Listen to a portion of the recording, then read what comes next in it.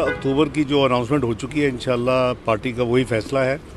और हम जहाँ तक लीगल मामला हैं वो बिल्कुल मियाँ साहब को कोई कॉम्प्लिकेशन नहीं है। उनका जो इलेक्शन लड़ने का है 62(1)(f वो पार्लियामेंट उसका कानून पास कर चुकी है, जिसकी सदर अप्रूवल भी दे चुकी है। मुल्क का कानून है कि 62(1)(f के तहत 5 साल की नाअहलियत सिर्फ हो सकती है। और ना सिर्फ मियाँ साहब और जंगीर तरीन साहब और कुछ और लोग, बल्कि दर्जनों लोगों को उसका फ़ायदा हुआ है, जो कि जिनका काफ़ी लोगों से ताल्लुक़ बाप पार्टी से है। ये उन्होंने ख़ुद हमें शेयर किया। एक तो वो है, दूसरा जहाँ तक उनके जो 2 मुकदमात हैं उस पर भी इंशाअल्लाह एक में मरियम नवाज़ शरीफ साहबा की बरीयत हो चुकी है, वो कॉमन केस है और उसमें मियाँ साहब की भी बरीयत सिर्फ एक जाएंगे तो एब्सेंस में उनका फ़ैसला नहीं हो सकता था।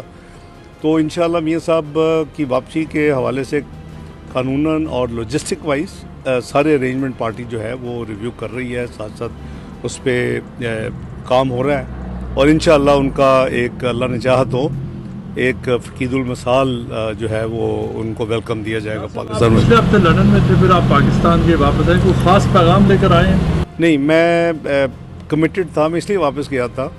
शाह साहब के जो दुनिया में वो जो IPU है, इंटरनेशनल पार्लियामेंट्री यूनियन, और वर्ल्ड ट्रेड ऑर्गेनाइजेशन, उनकी मीटिंग्स थी और बहसीत कायदे-ए-ईवान सेनेट ऑफ पाकिस्तान उस डेलीगेशन को मैंने लीड करना था, पाकिस्तान के डेलीगेशन को।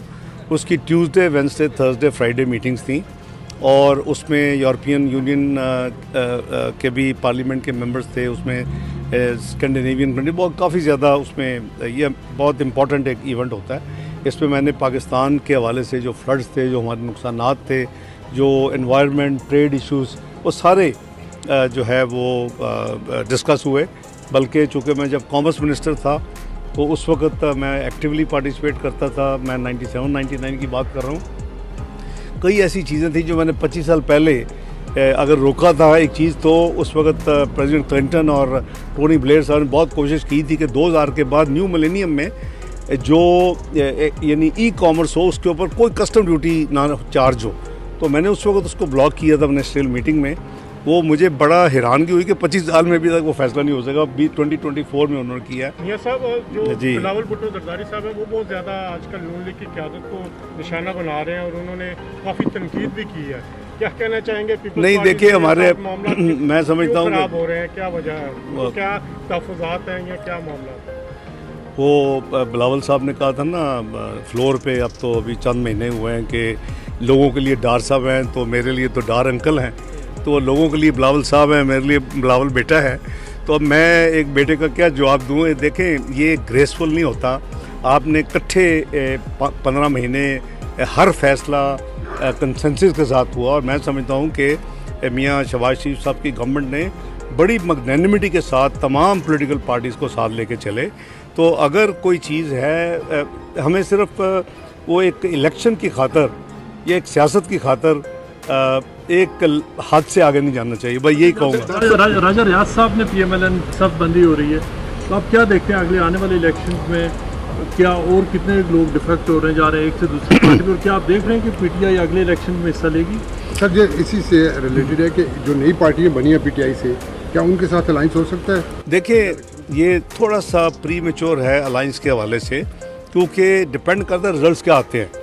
जितना पाकिस्तान जिस भंवर में फंस चुका है, और वो मैं ये आपके तवज्जुह से एक दफ़ा फिर रिमाइंड करवाऊँगा कि 2013 का Pakistan, macro economic unstable Pakistan और 6 से 7 महीने में डिफ़ॉल्ट करने की प्रोजेक्शन वाला पाकिस्तान, जो भी पॉलिटिकल पार्टी जीतती, ये डॉक्यूमेंटेड है, वो हमने उस वक़्त मई में इलेक्शन जीता था और हम पाकिस्तान को दुनिया की 24वीं इकॉनमी 2017 तक बना चुके थे।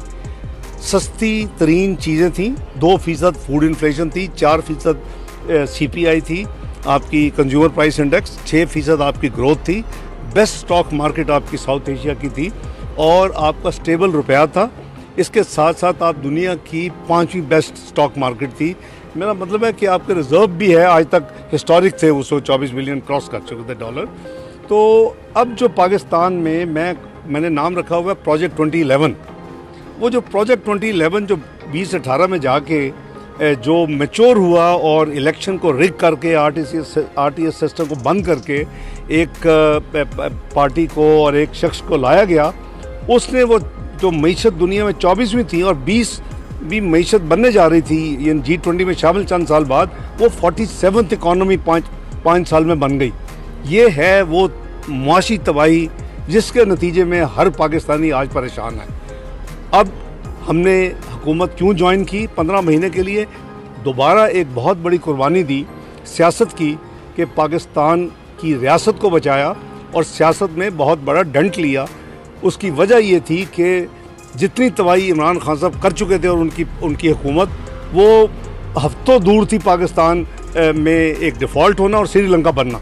अल्लाह का शुक्र है कि हमने 15 महीने में पाकिस्तान को ना एक पेमेंट पे डिले नहीं होने दी, इंटरनेशनल तमाम पेमेंट्स की, और वो लोग जो कहते थे कि नई डेट्स देते थे पाकिस्तान के अंदर भी और बाहर भी, वो सारे के सारे नाकाम हुए। तो आपके पास कोई प्लान है कि दोबारा वो जो 2018 का आप मिसाल देते हैं वहाँ पे पाकिस्तान की मैशत ले आएंगे? देखिए इंशाअल्लाह पाकिस्तान अगर कौम अवाम अल्लाह ताला के फजल करम से मुस्लिम लीग नून को मौका देगी तो 2013 की तरह जब Pakistan macro economic unstable country था और वो फिर 24वीं मीशत बना, उसी लाइनों के ऊपर पाकिस्तान को दोबारा खड़ा किया जाएगा।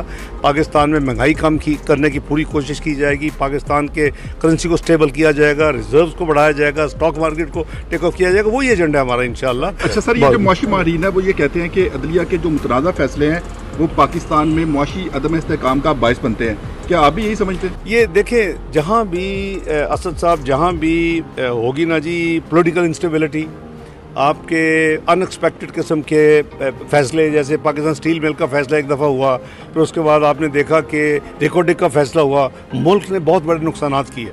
इंटरनेशनल इन्वेस्टर का कॉन्फिडेंस आप पे वो ख़त्म हो जाता है, वो घबराते हैं।